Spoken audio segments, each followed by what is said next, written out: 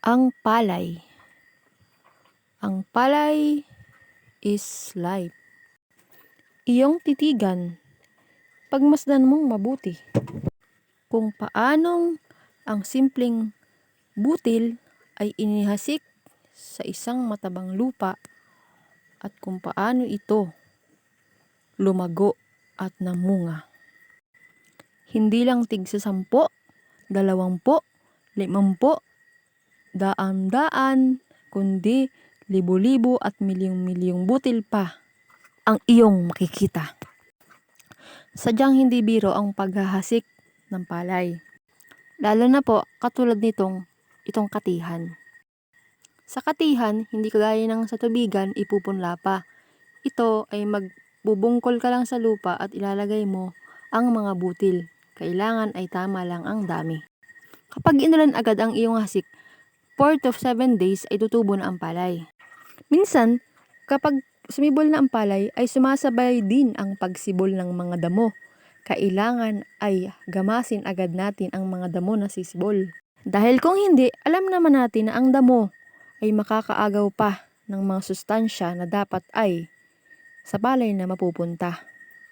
Sustansya ng mga organic na pataba sa lupa ang ibig kong sabihin.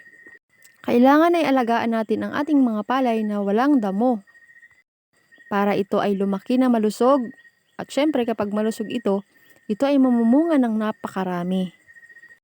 Alam naman natin kapag maraming bunga, marami tayong maaani.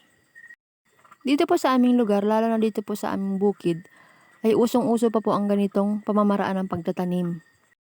Masasabi po siguro ninyo na sinauna na po ang ganitong pamamaraan.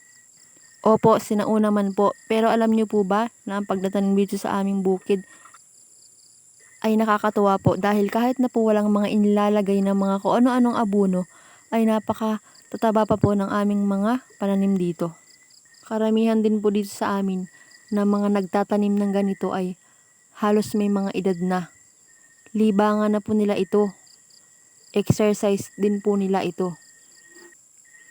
Kapag po nag-aanihan na, ay makikita nyo po talaga ang mga matatanda. Walang paglagyan ang kanilang kasiyahan.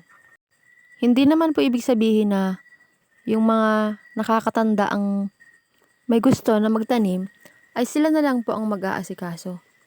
May mga anak po at may mga kabataan din po na tumutulong po sa kanila sa mga gawain. Dahil hindi rin naman po biro-biro talaga ang paghahasik ng palay. Ikaw, hilig mo bang kumain o hilig mo ang magsayaw? Kung mahilig kang kumain ng kanin, dapat mahilig ka rin magtanim. Mahilig ka rin gumalaw-galaw para naman ikaw ay hindi maging sakitin at hindi rin maging bigatin.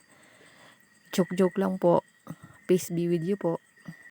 Ako po ay mahilig din pong kumain, pero mas hilig ko po ang pagtatanim.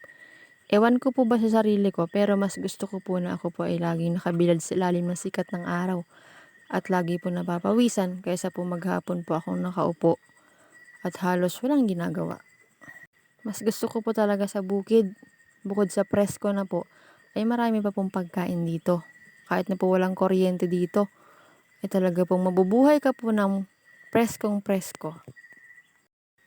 Pawisan ka man dahil sa ilalim ng sikat ng araw, ay kapag nakasilong ka naman sa ilalim ng mga naglalakihang puno ay talaga namang ang sarap sa pakiramdam.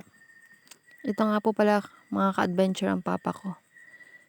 Siya po ay gustong-gusto po niya talaga lagi magtanim ng palay. Sa loob po ng 1 taon ay talaga pong masama po sa loob niya kapag hindi po siya makakapagtanim ng ganito. Kahit na po pinipigilan po namin siya dahil nga po minsan ay nagrereklamo na po siya kapag po syempre may edad na po. Nagrereklamo minsan na masakit ang likod, dibdib. Syempre dahil nga po kapag may tanim ka ay kailangan niyo pong intindihin na gamasan. Pero wala pong magagawa. Yun po ay kasiyahan niya kaya kailangan na lang po natin siyang suportahan. Marami man pong hindi nakapagtanim ngayon dito sa aming lugar ng ganitong katihan na palay dahil naging abala sa pagkukopra. Ay pinapangarap ko na sana ay sa taon ay makapagtanim kami. Alam niyo po ba na malaki po ang naitutulong ng mga kagaya namin naghahasik ng ganitong palay katihan sa epekto po ng presyo ng bigas, lalo na po kapag anihan season.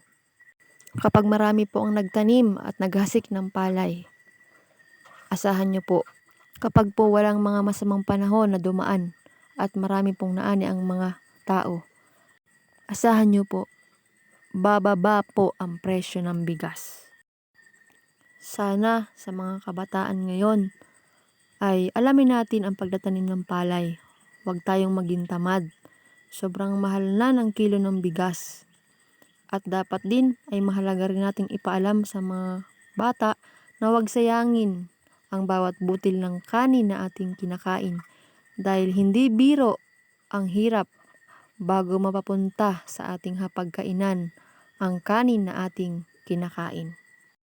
Minsan, akala ng mga bata ay laro-laro lang ang ginagawa ng mga matatanda. Hindi nila alam balang araw ay mararanasan nila ang halaga ng ating ginagawa.